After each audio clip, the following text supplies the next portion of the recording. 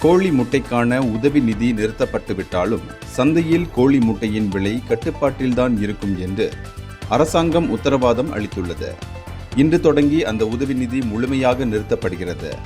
உதவி நிதி தொகையில் மறுசீரமைப்பு செய்வது ஆக்ககரமான பலனை அளிக்கக்கூடும் என்று எதிர்பார்க்கப்படுவதாக விவசாய உற்பத்தி உத்தரவாதத்துறை அமைச்சு அறிக்கை வழி தெரிவித்தது.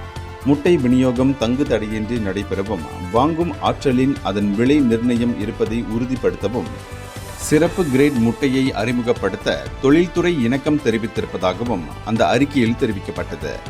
அடிப்படை உணவுப் பொருட்களை போதுமான அளவில் தரமானதாக மக்கள் தங்கு தடையின்றி பெறுவதை உறுதி செய்யும் கடப்பாட்டை அரசாங்கம் கொண்டிருக்கிறது என்றும் அந்த அறிக்கையில் குறிப்பிடப்பட்டிருக்கிறது. உதவித்தொகை மறுசீரமைப்பானது முட்டை விலை கட்டுக்கடங்காத விலை உயர்வை எட்டுவதற்கான நடவடிக்கை அல்ல.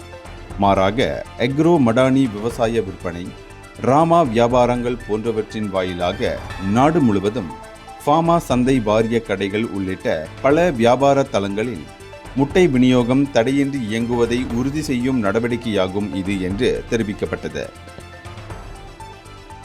இந்தியர்களின் இதய குரல் மக்களோசை.